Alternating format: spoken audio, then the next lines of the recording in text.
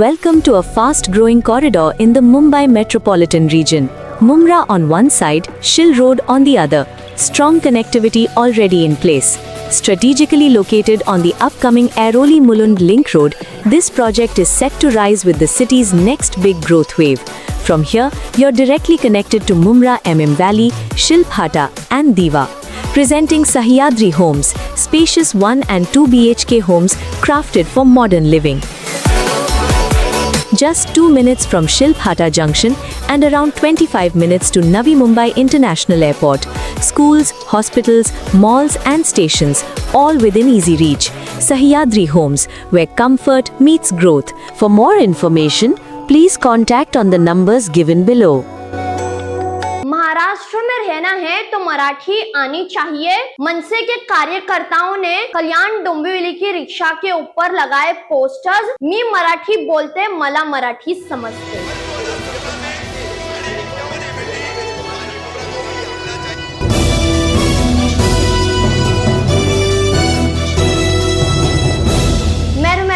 Hindustani reporter में आपका स्वागत है। हाल ही में महाराष्ट्र सरकार द्वारा जो नया नियम निकाला गया है, टैक्सी ड्राइवर, ऑटो रिक्शा चालक, इन सबको मराठी आनी चाहिए तो ही इन्हें परमिट मिलेगा, वरना इनका परमिट कैंसिल कर दिया जाएगा। अब इस मामले को लेकर के कल्याण डोंबिवली में मनसे के कार्यकर्ता है, इन्होंने एक नए तरीके से कैंपेन किया है, जहां उन्होंने सभी रिक्शा टैक्सी को रुकाकर उनके ऊपर पोस्टर्स लगाए हैं, जहां पोस्टर में ये लिखा हुआ था, मी मराठी बोलते मला मराठी समझते। आप महाराष्ट्र में रहते हो तो आपको मराठी आनी चाहिए। आप मराठी लैंग्वेज का सम्मान करो। अगर महाराष्ट्र में रहना है तो मराठी बोलनी ही पड़ेगी। किस तरीके से मनसे के कार्यकर्ताओं ने टैक्सी रिक्शा के ऊपर पोस्टर्स लगाए हैं, देखिए उसकी झांकियां, और साथ ही में मनसे के कार्यकर्ताओं ने क्या जानकारी दी है, सुनिए।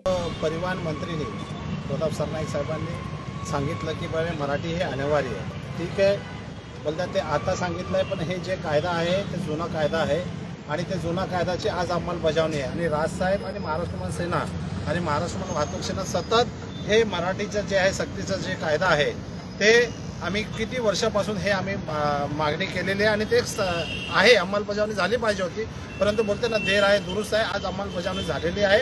आणि साहजिकच आहे महाराष्ट्रामध्ये आणि मुंबईमध्ये किंवा कल्याण डोंबिवलीमध्ये आहे की साहजिकच आहे, आज प्रत्येकाला हे मराठी तर यायलाच पाहिजे। आणि मराठी जर म्हणजे आज लोकांना बोलतात ना एवढं वर्ष इकडे खातायत, कमावतायत, सर्व करतायत, तर मराठी बोलली पाहिजे। परंतु काय आहे, काही रिक्षा जे आहेत, रिक्षा चालक आहेत किंवा मालक आहेत, ते बोलते हम मराठी बोलेंगे नहीं, हमको हिंदी आती है, हम मराठी भाषा सीखेंगे नहीं।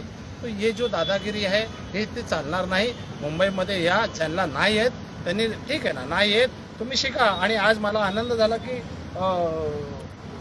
योगेश आमचा जो आहे, आमचा इकडचा स्थानिक पदाधिकारी आहे, त्यांनी मला सांगितलं आल्याबरोबर, आरिफभाई ज्यांना जे आहे मराठी येत नसेल रिक्षा चालक किंवा मालकला, आरिफभाई मी माझ्या कार्यालयामध्ये किंवा एखादा मोठी जागा असेल, मी या ठिकाणी मराठी शिकवण्याचं काम या रिक्षा चालकाला करणार आहे। एवढा मला आनंद झाला आणि मी तुम्हाला पण सांगतो। आम्ही महाराष्ट्र निर्माण सेनेच्या तर्फे आज सर्व रिक्षांना आम्ही स्टिकर लावतोय। सर्वांना आव्हान करतोय की सर्वांनी हे स्टिकर लावून घ्यावे, जेणेकरून प्रवाशांना आणि सगळ्यांना ते कळलं पाहिजे की या रिक्षात जो बसतोय तो मराठी आहे, या रिक्षात जो बसतोय त्या माणसाला, त्या ड्रायव्हरला आणि त्या मालकाला मराठी येते याची जाण असली पाहिजे। मनसेने जे आज स्टिकर लावला, काय प्रतिक्रिया तुमची? ते लावलेच ते बरोबर, त्यांच्या चांगलं आहे।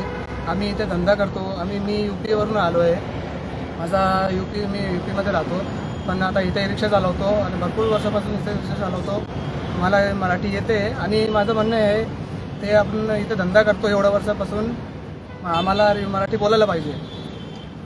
काही रिक्षा चालकांनी, जे बाहेरचे रिक्षा चालक आहेत, त्यांनी या जो निर्णय करण्यात आलेला आहे त्याला नापसंती दर्शवलेली आहे आणि संपाचा जो इशारा आहे तो देण्यात आलेला आहे। तर तुमच्या त्या रिक्षा बांधवांना तुम्ही काय मेसेज द्याल? मी त्यांना हे सांगणार आहे की तुम्ही असं नको करा आणि मराठी बोला। इथे आपल्याला धंदा करायचा आहे, मग ते सर्व मराठी माणसं येते, मग आपल्याला समजायला लागेल त्यांची भाषा, आपल्याला बोलायला पण लागेल, कारण की आपल्याला धंदा करायचा आहे ते।